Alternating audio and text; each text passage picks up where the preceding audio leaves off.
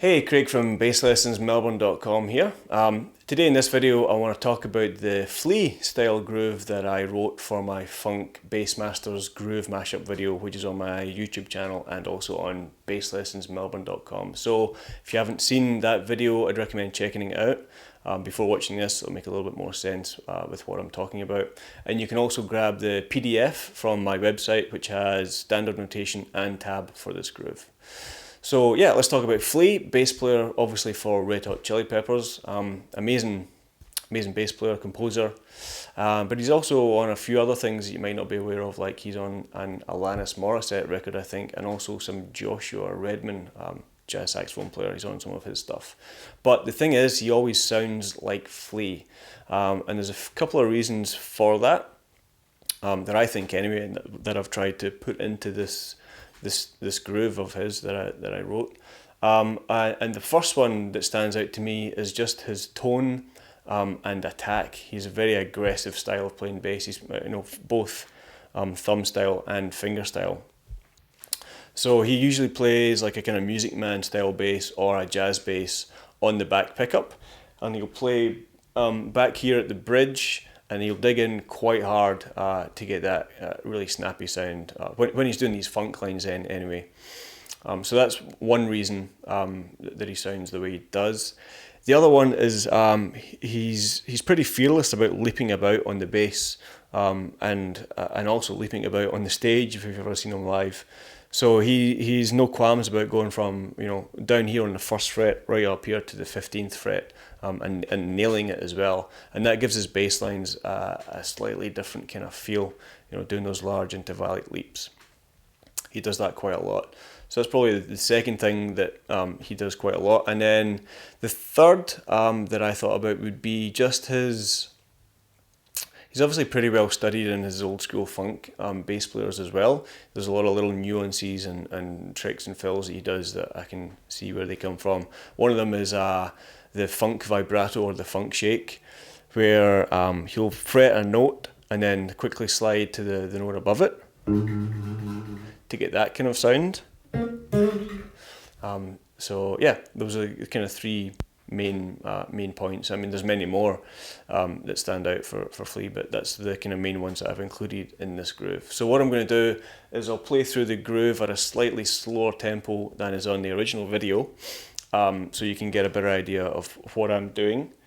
I'll stick on the drum loop, and yeah.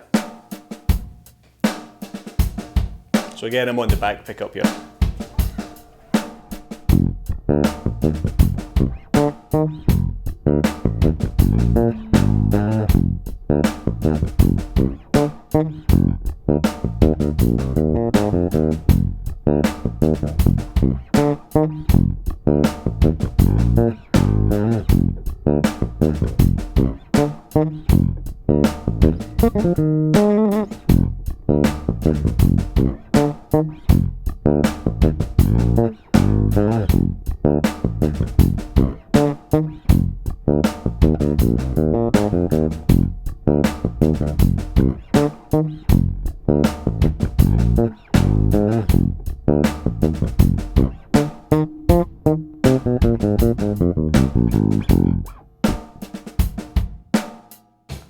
Alright, so that was the whole of the main groove and also the fill at the end.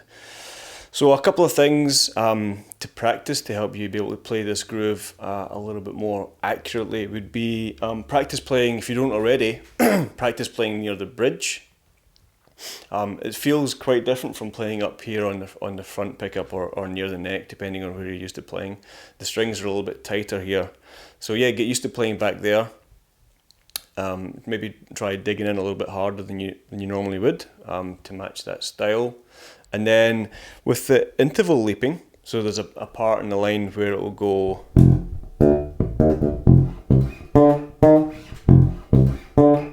so we've got F, C, so that root 5th, and then major 6 to flat 7. With those large jumps, one way that I've got used to doing it is to not look where your fingers are, but look where you're going. So when I'm here on the C, I'm actually looking at the 7th and 8th fret, because that's where the next notes are, and that way you're a little bit less likely to overshoot or undershoot that part of the bass. So look where you're going, not where your fingers are. And also practice things over 2 octaves, like arpeggios.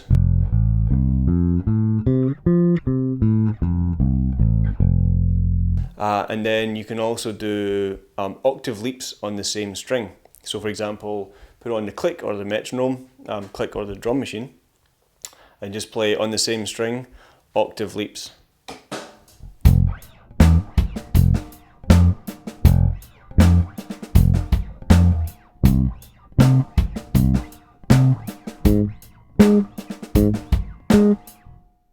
So that kind of thing, just to kind of get used to being comfortable jumping around on the neck like what he does. And then lastly, that funk vibrato.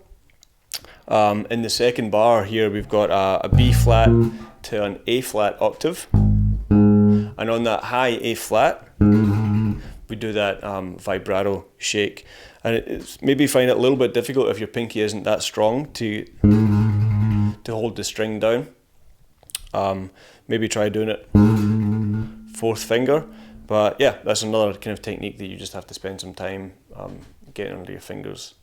In terms of actual notes in the groove, I don't think there's anything too crazy. There's that F pentatonic run in bar 4.